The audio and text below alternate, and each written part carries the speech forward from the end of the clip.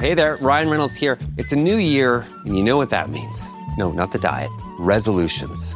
A way for us all to try and do a little bit better than we did last year. And my resolution, unlike big wireless, is to not be a raging and raise the price of wireless on you every chance I get. Give it a try at mintmobile.com/switch. $45 upfront payment required, equivalent to $15 per month. New customers on first 3-month plan only. Taxes and fees extra. Speed slower above 40 gigabytes on unlimited. See mintmobile.com for details.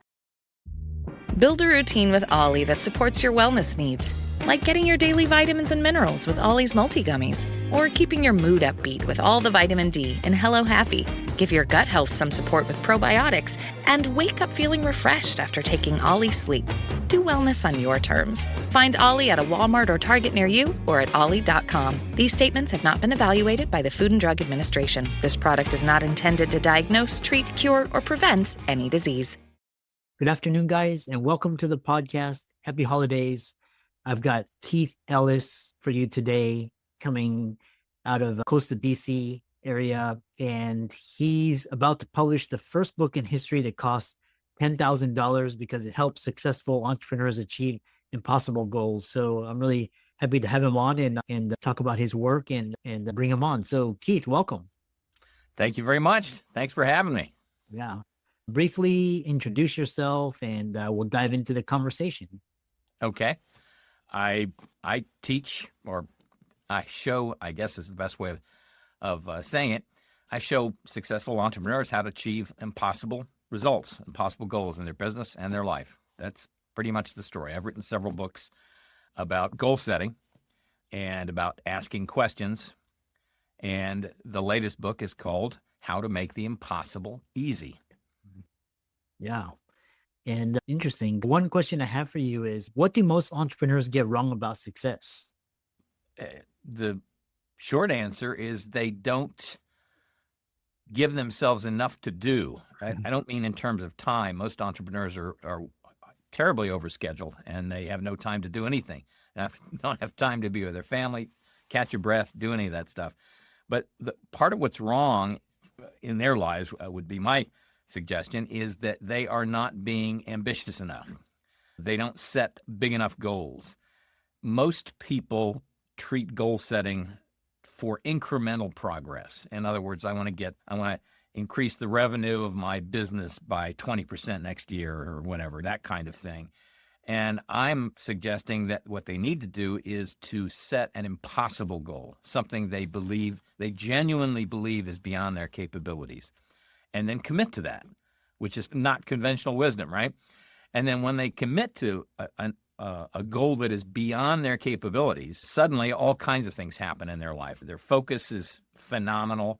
They're crystal clear about what they need to be doing during the day. They find they have more time during the day than they ever had before because they're not doing all the stuff, the little distractions and the incremental tasks that really are a waste of their time.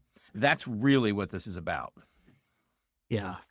And the next question I have for you is this idea of the 10x. You said exponential 10x. Elaborate on that. Yeah. Again, what I'm talking about is people setting what they genuinely believe to be impossible goals. But impossible is one of those abstractions. What is an impossible goal? So what I did was I put a number to it that people could wrap their brains around. It's not anything that's fixed. You can make the number different. But 10x, 10 times, is a goal that seems so far beyond where we are in our lives that it's impossible. But you can also wrap your brain around it, right? So take something as simple as income. You could say, I want 10 times more income, right? You can understand what that means. It might seem impossible, but you can understand what that means.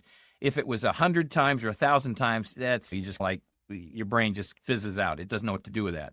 But 10x is something that it can really handle. So what I do is, the title of this new book is called How to Make the Impossible Easy.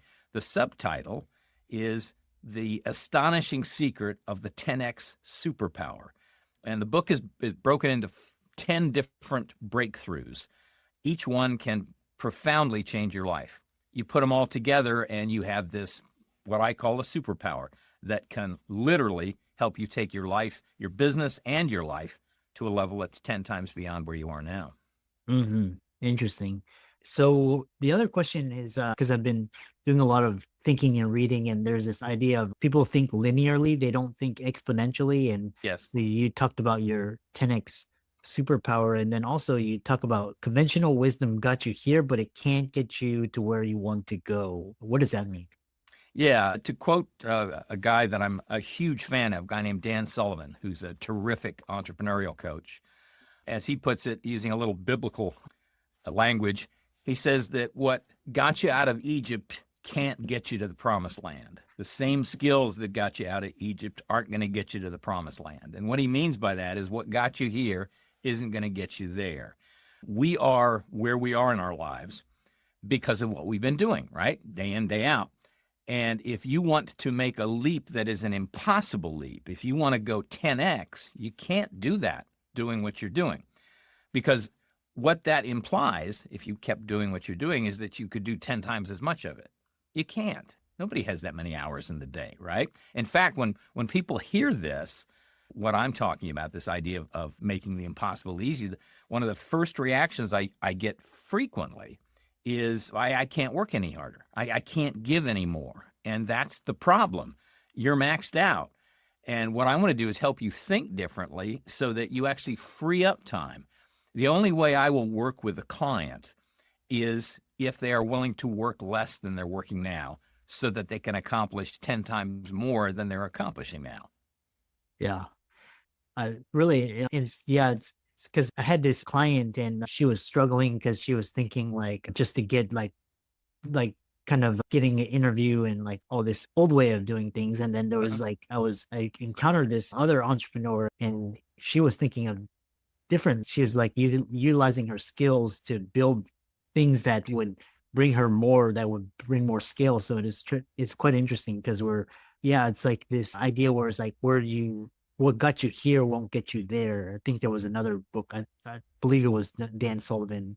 So next question I have for you is, this is like the elephant in the room, is you're the first book in history to cost $10,000. And a lot of people are going to be like, what makes your new book worth $10,000?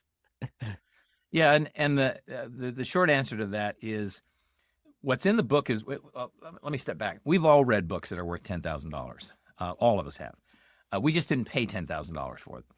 Maybe they were free. Maybe we got them out of a library. Maybe we paid $20 for them in a bookstore. But they changed our lives. This is that kind of book. It's worth every penny of $10,000. In fact, it's worth many times that.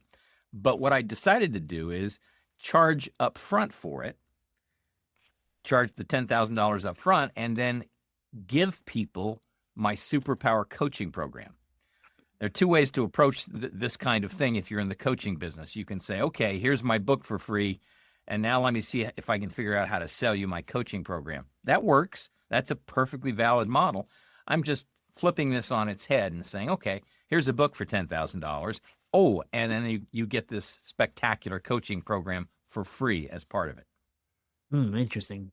Yeah. And then, because I was just about to ask you, I was like, yeah, some people charge $10,000 for their coaching programs, and you have a book that's 10, but I see where you're coming from now. Next question I have for you is, how do you make the impossible easy? So everybody has done this in their life, but we don't realize it. We don't give ourselves credit for it. There's a famous quotation that's been around for decades. It's attributed to Muhammad Ali, the boxer. He didn't actually say it. It came out of an advertising campaign in which he was featured. But the quote is this: the impossible is not a fact. It's an opinion. And the way I look at it, the impossible is a point of view. The impossible is you telling yourself what you think you can't do. It's all about you and what you think your capabilities are. So if you change your thinking, if you increase your capabilities, then suddenly what seemed to be impossible, what you sincerely believed to be impossible, isn't impossible anymore. And there are many examples of this in our lives. Start with the simplest. When you're 9, 10, 11 months old, you're crawling around the carpet and you're trying to walk, and you fall down, and you try to walk, and you fall down, and you keep doing this. You're emotionally, psychologically, and physiologically incapable of walking, but you keep trying to walk, right? and then you walk. Same thing happens when you learn to talk, when you learn to read, learn to write. You can say the same process happens when you learn how to ride a bike, how to drive a car. But what happens is it starts out as an automatic process. The walking, you aren't really making a choice there. This is just how you're programmed when you come out of the womb, right? This is how human beings work. But you get to a point where you stop growing automatically. You don't get any taller, for example. You just stop growing that way. So growth becomes a choice. And the same process that enabled your automatic growth, the same instinct that enabled you to do these impossible things over and over again, that instinct is still there. You can still do these things. You just have to use the same process, and you have to make it a conscious choice because the world isn't going to make these choices for you.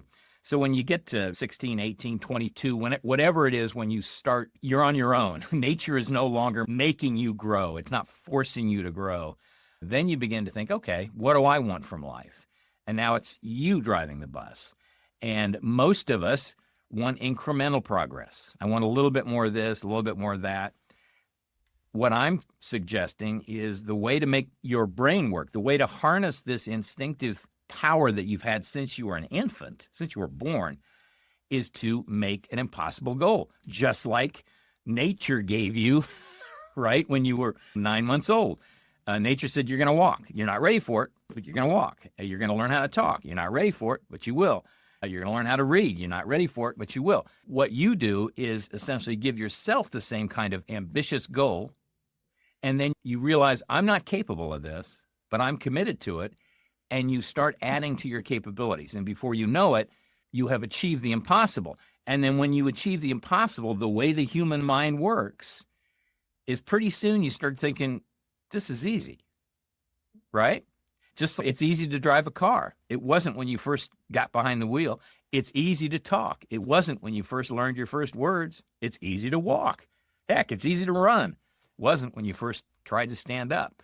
So this is the process of going from what was impossible to what is possible and then easy. Interesting. And along those same lines, because you talk about how entrepreneurs can achieve impossible goals, is that the same process that you were just describing, or is there additional ideas and insights you'd like to add? There, again, in this book that I'm bringing out, actually the book doesn't come out. The book is broken into 10 breakthroughs. So there are 10 large chunks that are part of this. And I'll give you one example of it. When you say, okay, I'm committed to this new goal, and maybe your new goal is to be 10 times healthier, or maybe your new goal, because this can apply to anything. It can apply to your business. And I work exclusively with entrepreneurs. But and entrepreneurs can be anybody. It can be a doctor. It can be a chiropractor. It can be a plumber. It can be anybody, somebody who's starting a tech company.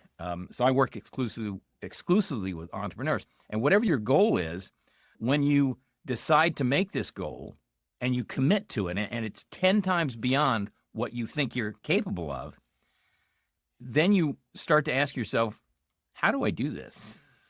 And that's the wrong question. The right question is to ask yourself, who can help me do this?